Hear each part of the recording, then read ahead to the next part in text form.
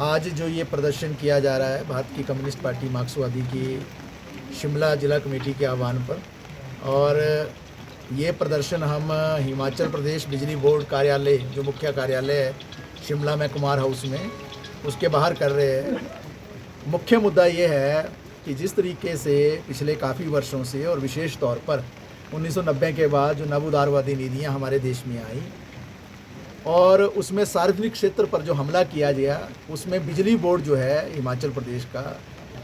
उस पर भी हमला होता रहा है पिछले कुछ वर्षों में। इसके विघटन की साजिशें होती रही हैं, इसको तोड़ने की साजिशें होती रही हैं। 3 विभागों में इसको बांट दिया गया है ऑलरेडी ही, और इसके निजीकरण की पूरी प्रक्रिया चल रही है। और जिस तरीके से जो बिजली विधेयक 2022 भी आया देश के अंदर, उसके आने के बाद और ज़्यादा खतरा जो है बिजली बोर्ड पर मंडरा रहा है। बिजली बोर्ड की इन मांगों को, इन समस्याओं को लेकर ये जो यहाँ पर पूरा चल रहा है तौर तरीका, इसी को लेकर जो बिजली बोर्ड की जो पंजीकृत यूनियन है, एक बहुत बड़ी यूनियन है प्रदेश के अंदर, जो 16,000 लोगों का नेतृत्व करती है, जिसमें लगभग 13,000 तो रेगुलर कर्मचारी हैं,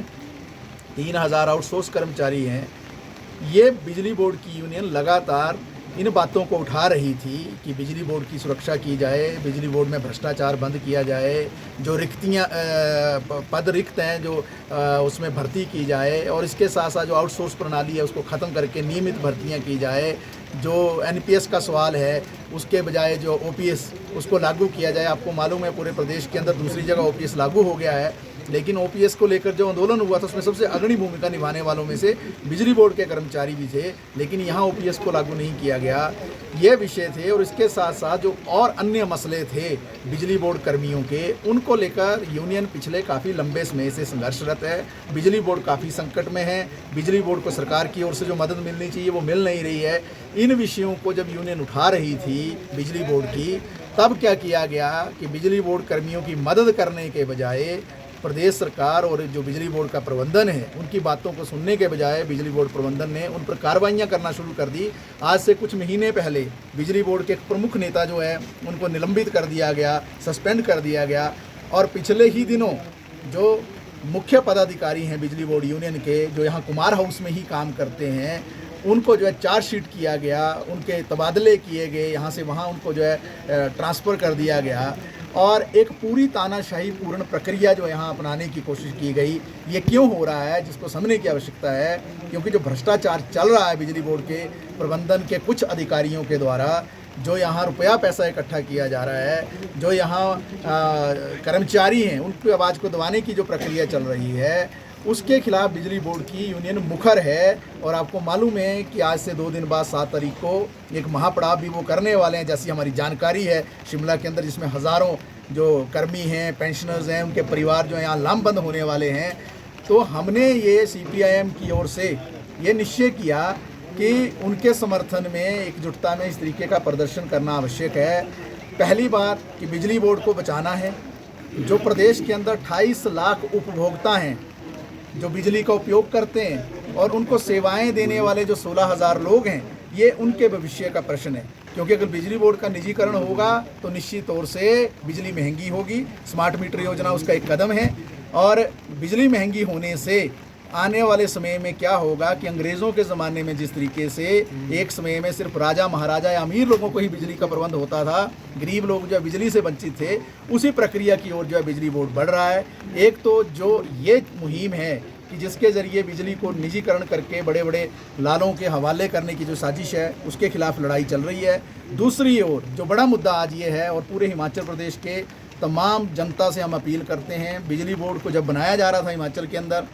ये बिजली बोर्ड के अंदर जो बनने की प्रक्रिया हुई, आप कल्पना कर सकते हैं कि अगर आप आंख ऊपर को उठाएंगे, इतनी ऊंची ऊंची पहाड़ियाँ, जहाँ पहाड़ियों को देखते हुए भी आपका सिर चकराता है, वहाँ उन पहाड़ों पर जाकर किसने पोल खड़े किए, किसने वो तारें बिछाई, किसने बिजली पहुँचाई, 100% इलेक्ट्रिफिकेशन किसने किया हिमाचल का? इन बिजली बोर्ड के कर्मचारियों ने किया। और ये जो हिमाचल प्रदेश के अंदर जो कल्याणकारी राज्य की जो अवधारणा थी पूरे देश के अंदर, जहाँ सस्ते किस्म की बिजली जो है जनता को मिले, ये सस्ती बिजली भी मुहैया करवाने में बिजली बोर्ड का और जो तमाम जो दायरा है उसका एक अहम योगदान रहा। लेकिन आज क्या हो रहा है कि जिस तरीके से कर्मचारियों को सस्पेंड किया जा रहा है, उनको चार्जशीट किया जा रहा है, उनको एक तरीके से तानाशाही पूर्वक तरीके से धमकाने की कोशिश हो रही है। और बड़ी बात, जहां आप आज ये बातचीत कर रहे हैं हमारे साथ, इस जगह जो है यहाँ के प्रबंधन ने, बिजली बोर्ड के प्रबंधन ने, जो यहाँ की यूनियन है, जो कि पंजीकृत यूनियन है, बहुत बड़ी यूनियन है प्रदेश के अंदर, उसको रैली, धरना, प्रदर्शन, हड़ताल करने से रोक दिया है, गेट मीटिंग करने से रोक दिया है। जो देश का 1926 का कानून है, ट्रेड यूनियन एक्ट, और भारत का जो संविधान है उसका अनुच्छेद 19 जो है वो इस बात की इजाज़त देता है कि कोई भी व्यक्ति अपने अधिकार को लेकर यूनियन बना सकता है, अपनी बात को उठा सकता है, अभिव्यक्ति की आज़ादी है, वो धरना प्रदर्शन कर सकता है। और इवन की ट्रेड यूनियन एक्ट और जो इंडस्ट्रियल डिस्प्यूट एक्ट है 1947 का, उसके अंदर तो गेट मीटिंग तक का प्रावधान जो है उसमें दिया गया है। तो गेट तो ये है बिजली बोर्ड कार्यालय का, तो कर्मचारी यहाँ प्रदर्शन नहीं करेंगे तो कहाँ, अनाडेल के ग्राउंड में करेंगे या चौड़ा मैदान में करेंगे ऊपर जाकर। तो ये सारे जो हमला है, इस हमले के खिलाफ जो है ये प्रदर्शन हम कर रहे हैं और हम समर्थन दे रहे हैं बिजली बोर्ड के कर्मचारियों को। जनता से आह्वान करते हैं, तमाम जो प्रदेश के अंदर कर्मचारी हैं, मजदूर हैं, उनसे आह्वान करते हैं, ये हमला जो आज रैली, धरना प्रदर्शन करने का, जो रोकने का जो किया गया है यहाँ पर, अगर ये आज इसको रोका नहीं गया बिजली बोर्ड के अंदर, इनके समर्थन में अगर आज जनता लामबंद नहीं हुई, कर्मचारी लामबंद ना हुए, आने वाले समय में तमाम विभागों के अंदर ऐसी विक्टिमाइजेशन होगी, ऐसा जो है प्रताड़ना होगी और हमारे जो डेमोक्रेटिक राइट्स हैं वो भी खत्म हो जाएंगे। तो इसी बात को लेकर जो है आज CPIM की ओर से हम एकजुटता और समर्थन देने जो है यहाँ के बिजली बोर्ड के कर्मचारियों को आए हैं।